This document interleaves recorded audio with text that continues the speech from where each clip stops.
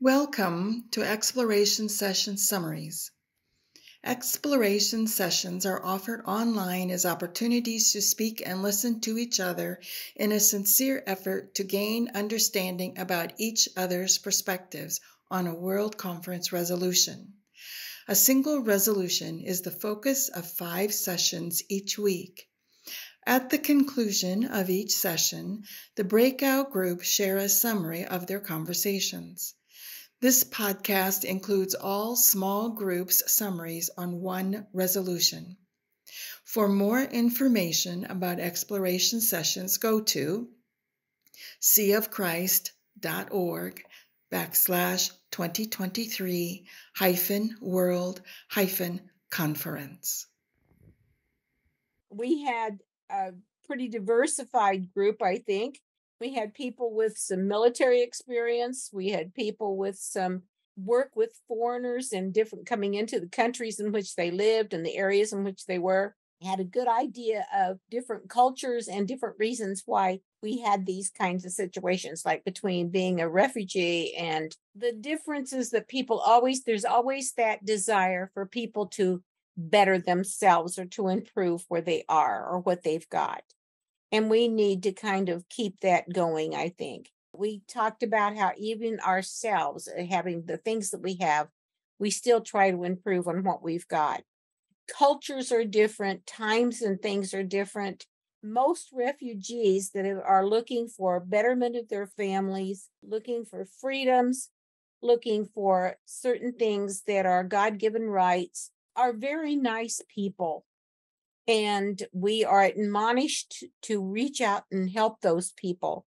The perspectives that we've had, we've come to the conclusions that food pantries do some very good work. And that one of the resolutions from 1984, resolution that they had that told us that we should join organizations and to help and be on the forefront of some of those things that we need to be doing. As far as coming together with a date or a Refugee Day recognition day in June 20th, that could have been done without the organizations of our church getting, that done. However, that's not a bad thing to support. But we didn't have any issues with the first part of this resolution to do that, to join with those kinds of things. We did have some concerns about the expense and where money was going to come from for the educational aspect of materials and stuff to help with that. We decided too that one of the biggest things that we really do need to do is to put a lot of prayer into those things that we respond to do as far as helping the refugees and helping people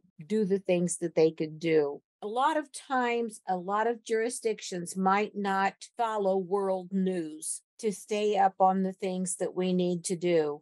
And so it's nice to have information given to the individual congregations about educating the situations that arise in the world that we live in today. There's a lot of things that we think that needs to be done that our church can pull together and work as an organization rather than individuals all the time helping people. But we need to look for those kinds of things that we can do as a people to help others. Like, for instance, one of the examples that was given was like when you see an opportunity to buy something or get something free at the grocery store that you might not particularly need personally, but if you go ahead and put a small payment on, buy it for a small amount of money or on sale or something, and offer that to organizations where you can kind of give something that it doesn't cost you a whole lot, but you're still being very willing, that might help a ton of things for people.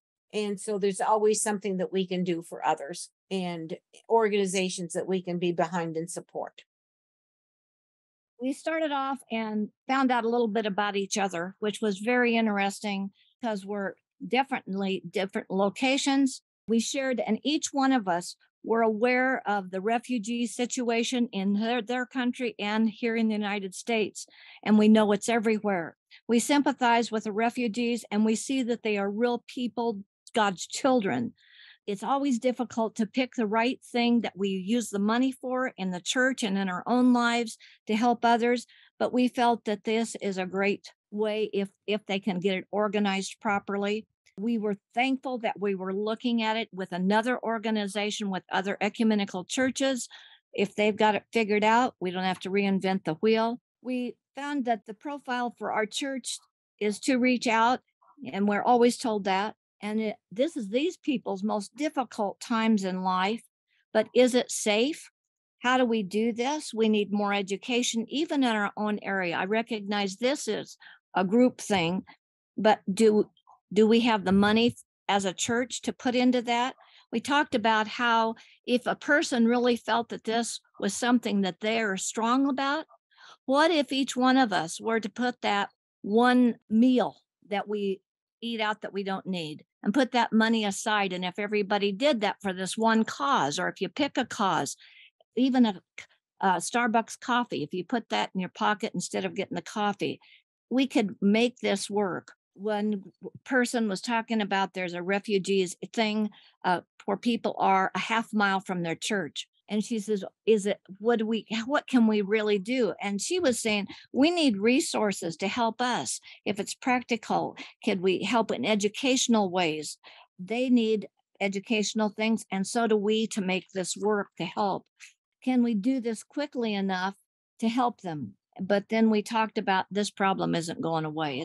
It's a big problem, and these people need help. And I think we all were positive about the thoughts of this. But, as we go to World Conference and we learn more and more, I like to learn more. Well, we just hope and pray that we can vote on this with wisdom and guidance.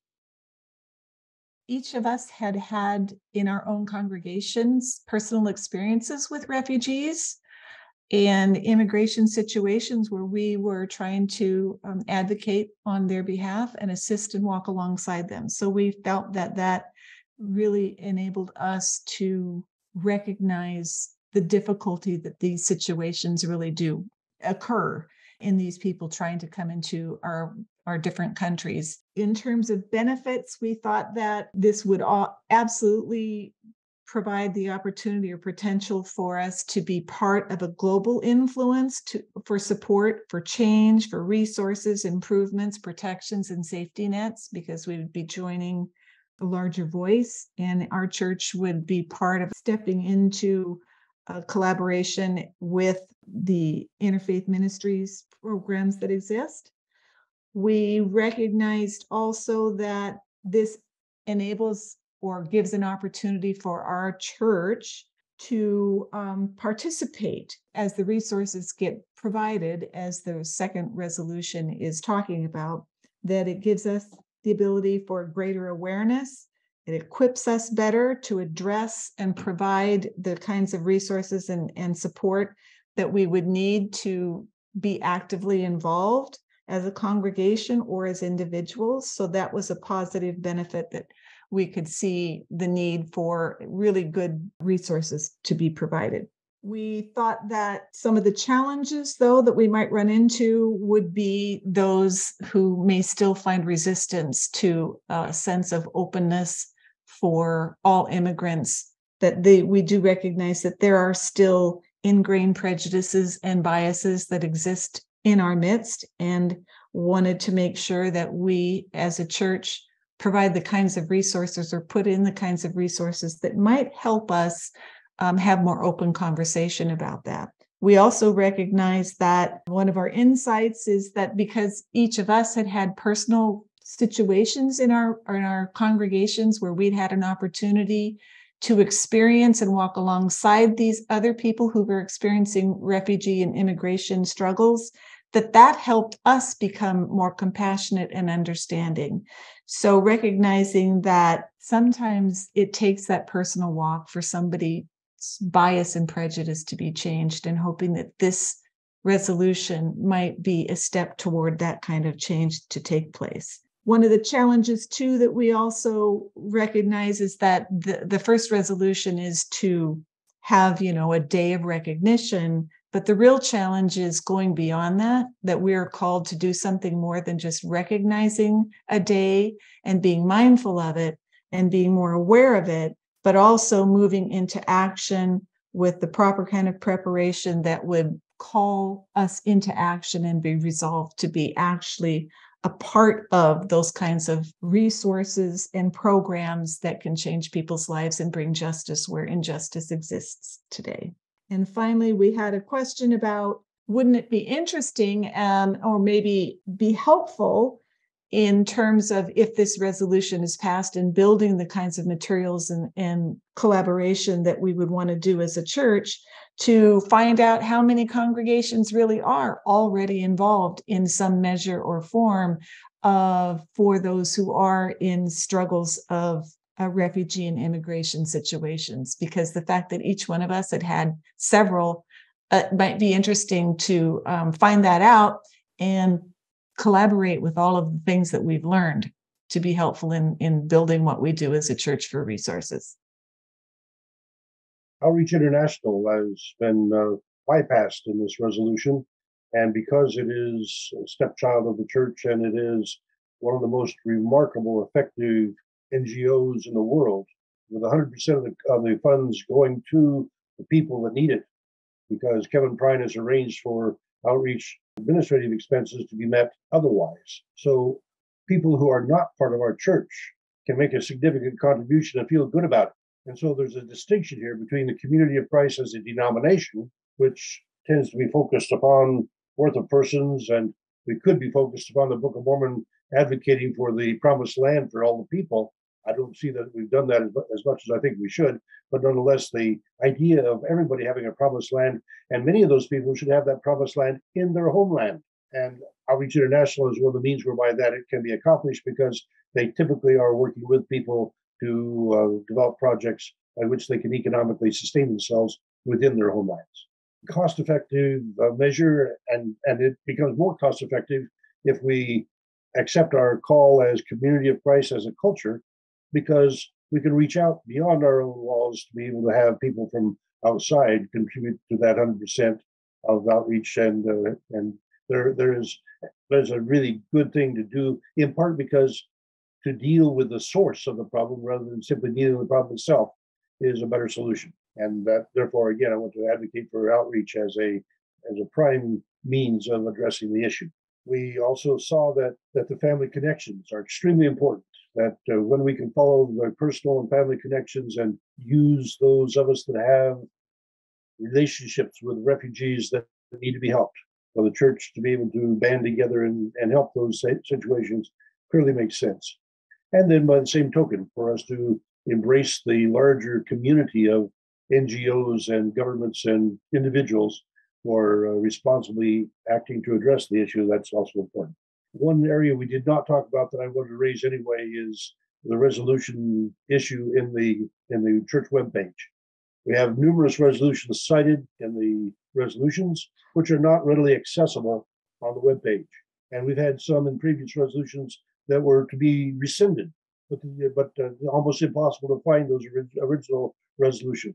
So I would like to see the church address the webpage issue and make it so that when we are talking about referring to an earlier resolution, and especially if we're going to rescind an earlier resolution, then that ought to be immediately available to the people who are studying the issue, the resolution as a whole. Overall, we're delighted to see the conversation started or instigated again, and we're anxious to see the Community of Christ taking its necessary steps toward what we believe to be the community of Zion. Connections are important, like Paul said, either directly with the refugees, such as teaching English as a second language or helping them with food and shelter, etc., or through those who have direct contact so that we can add our support to what they are doing. And one connection that I haven't heard mentioned is children in school play with other children from other countries. And many times refugees are incorporated into the school systems. And so they have a view that we don't have as adults, and they can help us broaden our understanding of the nuances of day-to-day life. Resources vary in different parts of our country and different parts of the world. So it's important for us to be connected to organizations that have the ability to support and sustain efforts that are going on in different regions. Benefits, This would provide a framework for organizing activities, celebrations, or support maybe food pantries or food drives in support of refugees. It would also increase awareness of refugee groups in an area and those that work with them. It would highlight opportunities for more direct involvement in their lives. Working with other groups in developing and using materials would be an enriching experience for Community of Christ. Challenges, we have a challenge and a question kind of melded together. In the last whereas, it talks about using expertise and connections of worthy partners. But then in the second resolve, it asks for a collection and preparation of our own multilingual resources. It seems that it would be better to concentrate on the last whereas and change the second resolve to match that whereas. So we would like to understand exactly what the team meant when they said to collect and develop our own resources. It seems to be a duplication of effort. And another point that was brought up as a challenge, it is not always easy to translate the nuances from one language to another. And the challenge is finding enough translators who can do this, who have the depth of the languages that the resources are being translated into. What life experiences informed your perspective? And so some of our comments included attempting to follow Jesus Christ and the teachings that were given during his lifetime, living in Germany and seeing and experiencing refugees from all different kinds of countries, Syria, Afghanistan, and others, and their difficulties in finding work and living spaces and basic needs. There's been an increasing awareness in the past few years due to the world situation. It is a big commitment to take on a family, and that's a long commitment as well. Some of us would like to be part of protests in bringing increased awareness to refugee situations. And Impact is getting organized and sharing information in a timely fashion. Being leaders in finding homes, real jobs, and teaching English to those in need. A benefit would be increasing awareness and being part of increasing empathy and increasing interfaith connections. Those are all benefits we saw. And Impact is how to broadcast this, how to make our interfaith partners aware of Community of Christ stance on this. It speaks to our mission initiative, All Are Called, and the worthwhile of all persons, and it increases our involvement in our communities. And Impact is networking, how to be efficiently embedded in networking with other organizations in this work. And Impact is taking part in social media that can be both positive and negative. We kind of agreed, I think all of us, that this probably would be better shaped from a grassroots perspective, but that's a big impact because it still requires organization and information sharing. Benefit and an impact are the worship resources for a designated Sunday. Benefit and impact is creating children's resources, maybe not just for one Sunday a year. Impact is resources and probably benefit to impact and benefit for finding out those resources from other denominations and where they are in this work. The challenge is the organization and the communication, and then action. And insight is those multilingual resources that have already been spoken to in the proposed resolution, because they're broader than what is normally and usually offered by World Church. A challenge is, what is the difference between an immigrant and a refugee? Is that a definition? Is that a life situation? But what is that? What is the difference? A challenge is working with other groups and with refugees, how to help, specifically concrete actions of how to help. A challenge is interpreters, having interpreters available at the time that they are needed. However, an insight is that technology is available for translating, and Google Translator seems to work pretty well. An insight is the significance to church members who are refugees themselves, and what does taking this action demonstrate to them. A challenge and an insight is naming and connecting with other organizations in the forefront of this work. We discovered in response to the first question that each of the members of our group had some degree of interaction in the cross-cultural arena, including interactions where one of our people had become almost the refugee, immigrant, foreigner in a setting.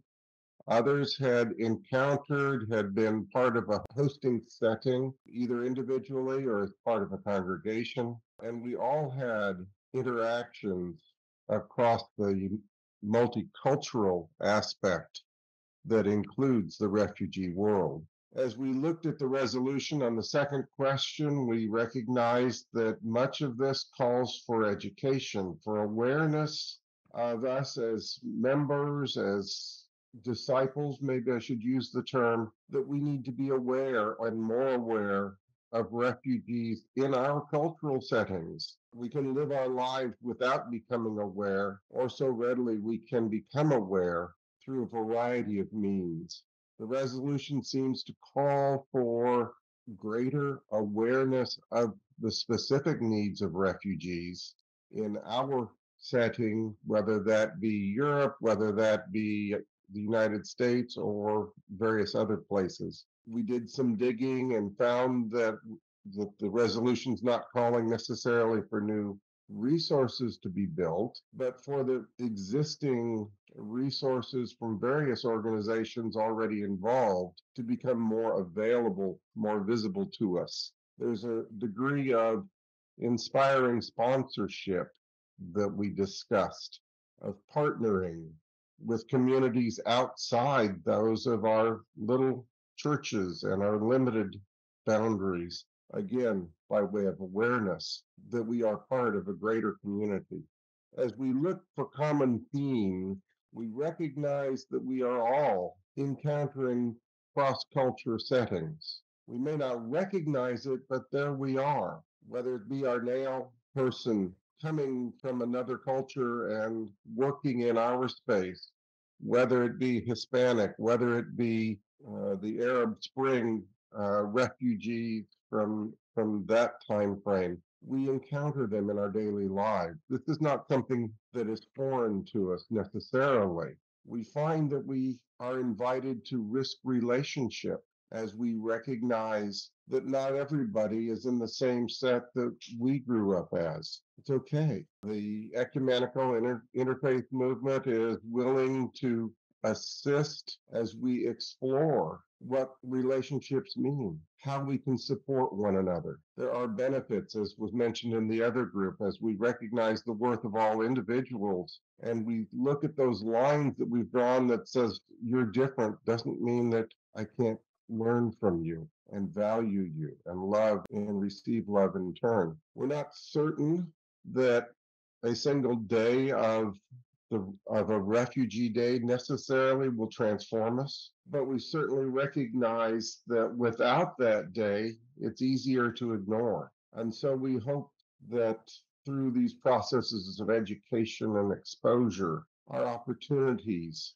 to be broader disciples might be made more real. We heard a European perspective and the concerns that anything that we might be developing in the United States might not apply necessarily in another country setting, and some comfort from the perspective here that we're not looking at proscriptive steps. We will do this and everybody will be made happy, but rather that because of our compassion and our reaching out, we will find those steps that are appropriate in our own congregation to grow into a greater awareness and a greater compassionate response, and maybe to be prepared for when we are in that setting, wherever we are. We started off recognizing that we have a very well-written resolution that just about everyone in our group supported. The comments from the very beginning started off, well, it just doesn't go far enough. What can we do in addition to recognizing the magnitude of the problem relating to refugees over in other countries and refugees relocating to the United States? We talked about a lot of the situations that we saw in our communities and our congregations. And I think everyone, as we went down through it, eyes got opened on where these refugees just really, our involvement with them is a two-way street. One, they need our support, our help, and we need them for the blessings that happen because we got involved in their life. One of the next themes that kind of came up was, well, what actions can we take? How can we be better informed? We talked about book clubs that people were participating in. We talked about all the reports that are in the process, either done or worked on, relating to our different teams we have in our world church. And I might add that some of these jurisdictions, the teams are in mission centers and more local and closer to us than just dealing with the world church. As we dealt with this issue, we thought of many of the spin-offs of other people who maybe wouldn't meet the definition of a refugee, but are so similar in the situation that they're our homeless population, which may be facing very similar issues and problems that we dealt with.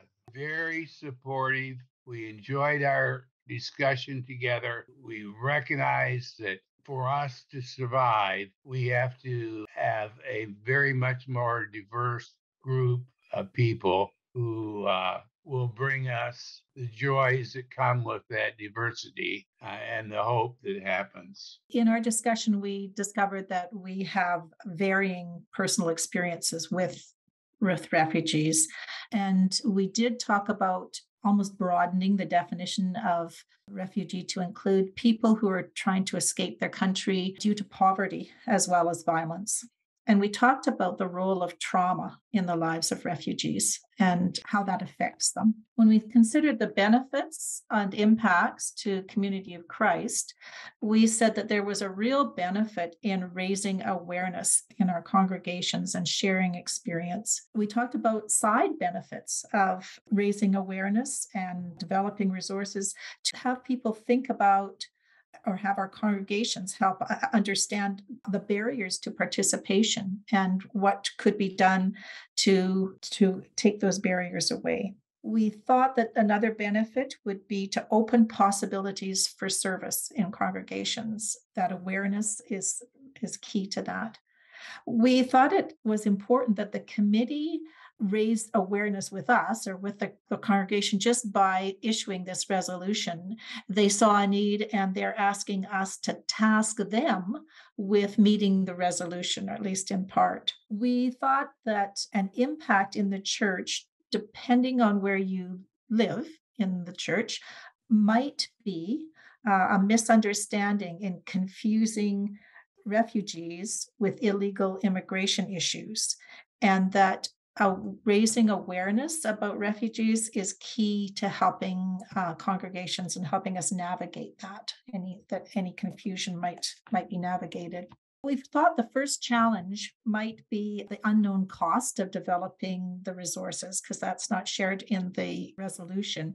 But we also were thinking that, they're connecting it to ecumenical resources and partnerships, and that might help reduce the cost of the resources. We had the insight that while it's an international church and it's developing resources in more than one language is very timely. It needs to be done. English is not the only language.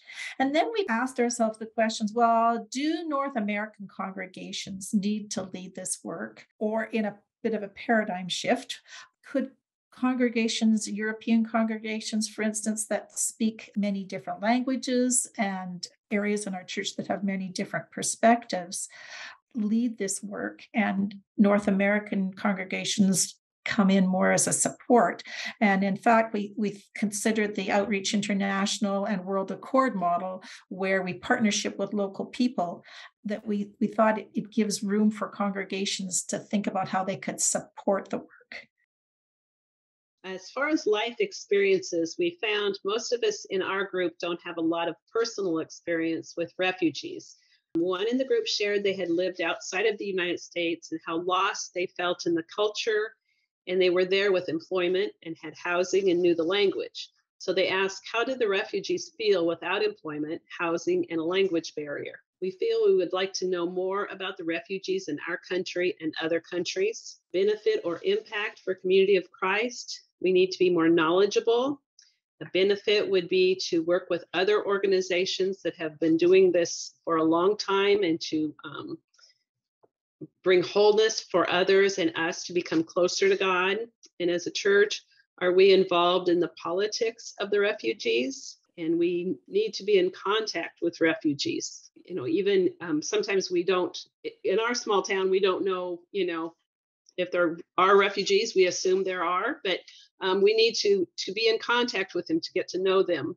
And spiritually, we're told to love the strangers and the neighbors, and the refugees are our neighbors. We need to have our eyes to be opened and to change, to be willing to change. And we need to be loving and reach out. And one of the questions was, as far as the definition, what's the difference between refugees, immigrants, and asylum seekers? And the third, for the challenging and the insight, perspectives from other countries would be nice, because the groups that we've been in have all been United States or Canada. And what would be the impact from them? What would they share? Since we don't have a lot of experience, how do we support the refugees? It's a challenge for us to learn how to help the refugees. And also it's a challenge for all of us to get out of our bubble, to reach out, to be willing to do that, and then how to do that. So. We started out stating that a lot of our knowledge is gained through just listening to personal stories more than anything. One of our members was aware of a situation living in Europe where they encountered in Belgium people from the Congo who, not affiliated with the church, perhaps emerging at this point, had to seek refugee, and the struggles of how they were acclimated. For example, many have very high educational levels in professions and are forced to settle in very low income or menial jobs. There are challenges also in terms of saving money to bring family over, also navigating housing and other matters. Another person in the group worked with a person from Ukraine. Though this person emigrated a number of years ago, there are still tales of family and homeland and of the complex situation there,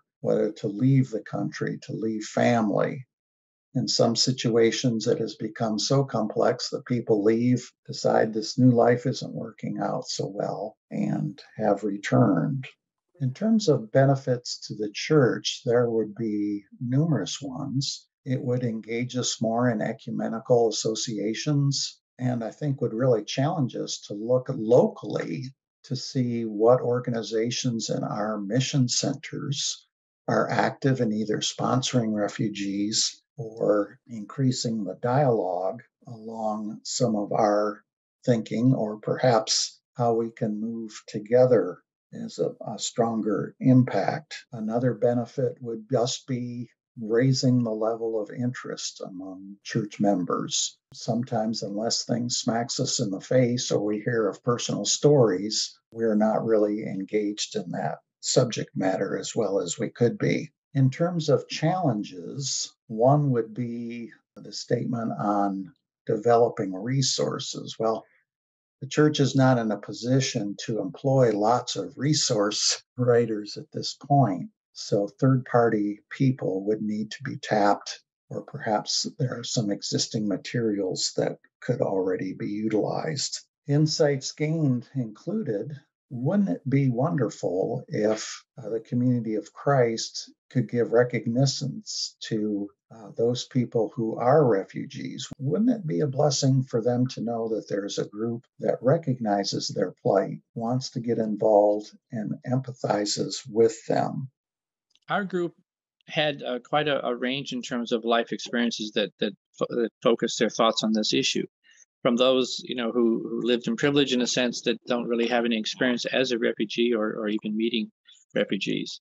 But we also had a number of people who directly experienced their families experienced being a refugee. One member who came to this country 50 years ago from a country that had political instability certainly went through all the things that immigrants came into this country for, not as refugees, but as immigrants from a situation that's difficult. And knowing that a lot of legal immigration pathways have been closed or limited in recent years would put more people in the status of seeking asylum or refugee status, and certainly feel empathy. Others that even as a child were taken to places where they could directly see the poverty that existed in other countries and developed a compassion for people in that situation, as well as those who've even experienced and met people who've only recently come to this country from countries that are experiencing war, and certainly seeing the difficulties that they have gone through. We really realize that we have, even as a small group of 5 people, we have a wealth of experience of people experiencing being a refugee and the needs that put them in that situation. And certainly, as a world church, of course, we would have even more if we multiply that by the number of members that we have. And we have those that are involved already in interfaith groups and would always like to contribute some more to these activities if we had the resources and education available. In terms of benefits, again, would allow our community of Christ to better participate in areas related to refugee status, even just the Refugee Day suggested by the UN in June, and work with groups that have more resources and more experience than we as a small church have, but would perhaps identify ways for our members to volunteer our time, allow members to live out tangibly some of the enduring principles that we talk about all the time at church. The obvious benefit stated in the resolution would be that to increase our awareness and our education on the extent of the need and identify ways for individuals and congregations and mission centers to get involved with helping those organized groups, those ones that have the expertise to help refugees. But also it would put our church on record as being a group that really supports refugees and compassionate care for refugees, and also being able to benefit from the resources that the United Nations has about refugees and keeping track. We had some questions with regard to the resolution. Will the church, get involved in expressing its opinion on when governments enact policies that are not consistent with a compassionate response to the needs of refugees as a whole? One also being, since the needs for refugees are so large around the world, how do we actually take action? Are we talking about, educating and providing resources, or are we actually talking about trying to be there to help refugees in a substantial way, either for short-term assimilation or longer-term, getting used to being in a new country? What resources do we really have to not only educate, prepare worship materials, as well as awareness, but what resources do we have to actually help people in a tangible way? Additional challenges, are kind of related to the resources. What do we have? Are we spread too thin? But many saw no substantial changes or challenges to the resolution. Knowing where to start, what challenges do we have in terms of identifying people that are willing to organize and lead activities, either at the congregational level or the mission center level? And again, identifying more clearly what are the goals. Are we there to provide short-term help or long-term help, etc.? But in terms of insight, even just as sharing with our small group, we realize that there are a lot of testimonies, even in this small group. And if you expand that by the number of members in our church, we probably have a wealth of information that we can call upon to encourage our members and to get involved in a tangible way in trying to provide compassionate care for refugees around the world. One of our group mentioned there's many experiences in the local area there of refugees coming in to the area. And they even had an example of people that were gathered together in a prison lawn talking about the refugees that had come in to their community and how to reach out to those people and provide for them. It was not something I had experienced in my area, but it looked like to me that in some of the communities around the country, where there's a lot, maybe people coming in from out through the airports from out of the country could be able to show up as a need for ministry as refugees. One brought up the idea there were 2 examples of refugees in their congregation that they provide ministry for. So it's something that's been happening in the church already, and it's an opportunity to expand the ways that we provide ministry in our congregations to the people that have need there. We had some discussion about the difference between an immigrant and a refugee. We have a lot of people coming into our country now, the Ukrainians for one, or people coming across from the border, south border especially, which are refugees fleeing from social problems in their countries. And to be prepared to have a position and provide ministry where we are in our communities, in our church communities, to provide ministry to those refugees when they come into our area.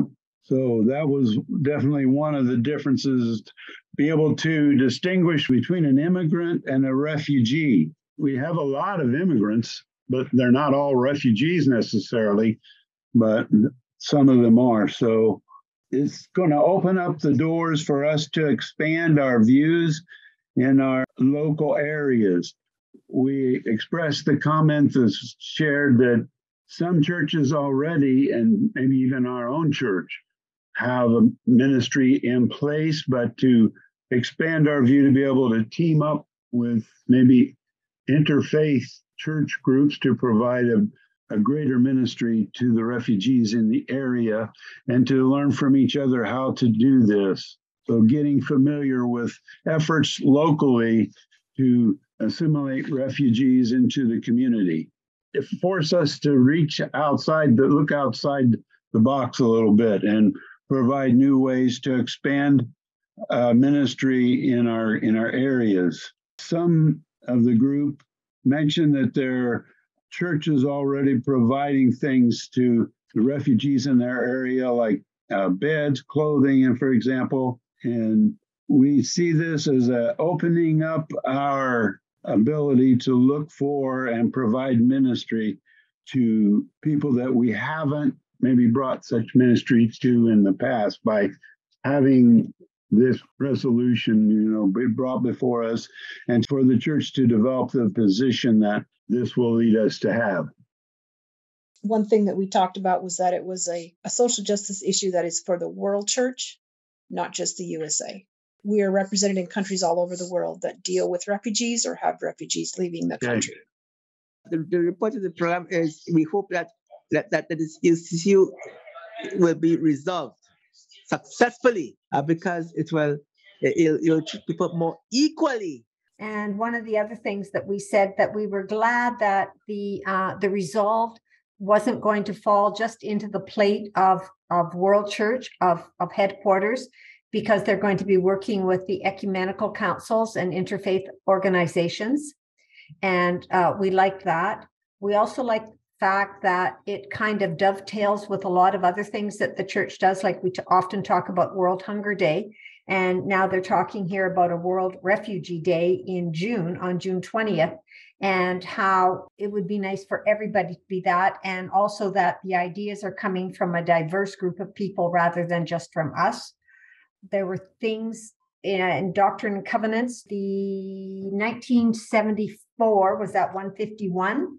And we talked about, yes, where it said that, or we were told that we should be in the forefront of organizations that are doing good work for people, for the bettering of the worth of all persons. And we also thought that this also dovetailed into our enduring principles and also our mission initiatives. There are a couple in each of them that we thought kind of dovetailed. And so people from our organization that are part of this ecumenical council could help to facilitate those kinds of things. Challenging, just the amount of work, again, that it will take for the people who sit on these committees and to be able to get stuff online. It doesn't always have to be in paper, and go from there. And I wish that Suzanne was able to get back in because she had a whole long page of stuff and I'm just doing it from memory.